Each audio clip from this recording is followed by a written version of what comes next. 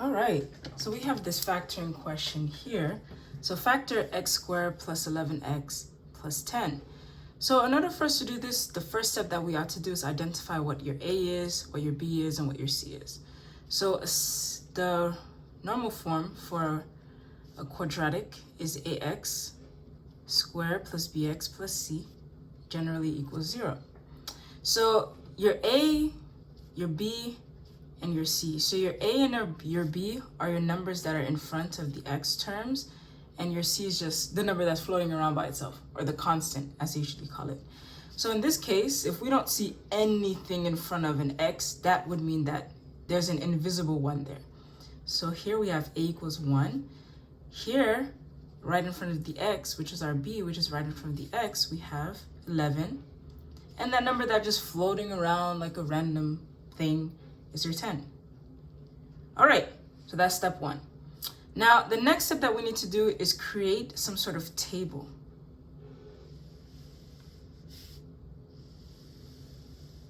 Yep, we're taking a lot of paper. It doesn't have to be this big. On one side of the table, you're going to have factors of AC. And I'll show you what AC is. And then we're going to have sum of factors equals to B. Now, what is AC? AC is literally A times C. So A times C is equal to 1 times 10, and that equals to 10. So we need to find factors of 10. Now, factors are pretty much what times what equals 10. So let's start here. We have 1 times 10, that equals 10. We have 2 times 5, that equals 10. And then we have 5 times 2. When you start seeing them repeat backwards, then you could just stop. So these are all of our factors. Now, what is our b? Our b equals 11. So we're going to see which of these factors, if we add them together, would equal 11. So let's start with the first one. 1 plus 10, and that equals 11. So we really can stop here. You don't have to keep going and testing all of them. But if you want, let's say you started off with 2 times 5. So 2 times 5, then we would do 2 plus 5, and that equals 7, which obviously does not equal 11. So that's out. Now, what are we going to do with this? Why do we need this? Well, we're going to create some parentheses.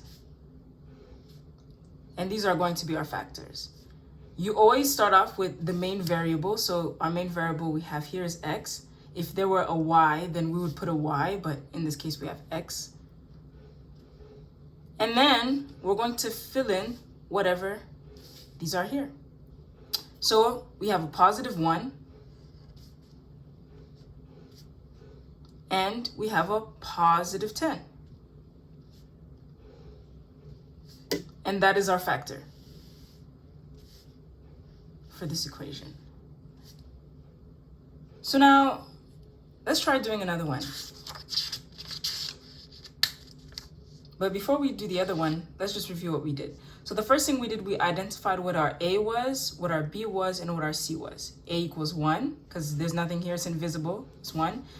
B equals 11, and C, which is this number that's floating around, equals 10.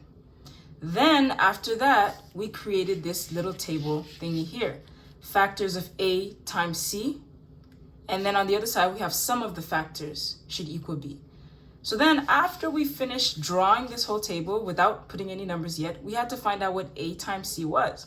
So A times C is 1 times 10 equals 10. So we have factors of 10. Then we proceeded to find what the factors of 10 were.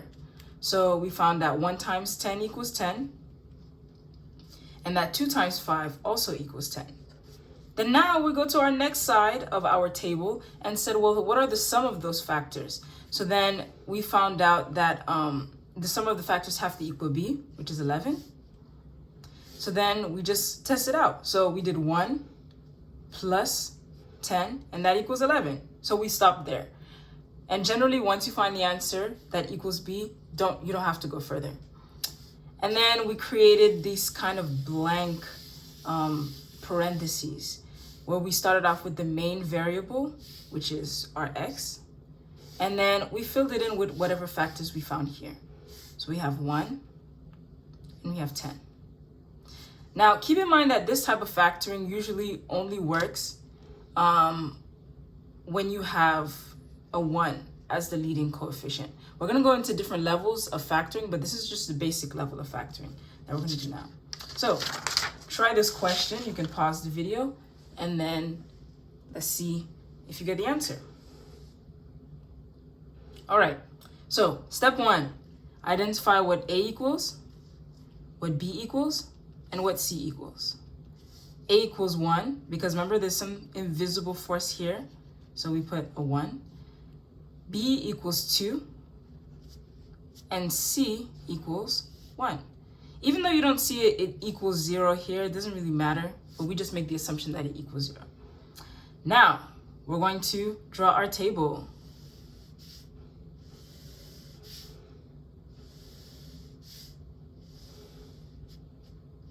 All right, I'm gonna draw very slowly. Okay, now on this side, we have factors of A times C. And A times C is 1 times 1, and that equals 1. Okay. So what are the factors of 1? We have 1 times 1. And that's literally it. There's no other factors that we can put here. Then we're going to see the sum of factors that equal to B. Now, what does B equal here? B equals 2.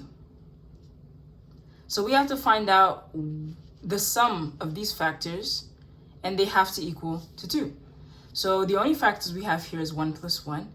And luckily for us, 1 plus 1 equals 2. Now we're going to go into our parentheses, our ghost parentheses, and then we're going to label our main variable, which as you see is an x, and then we'll place our factors. So we have a positive 1, and we have another positive 1. And that is our answer. And there is also another way you can write this. Because you have 2 of the same factors here, you can literally just say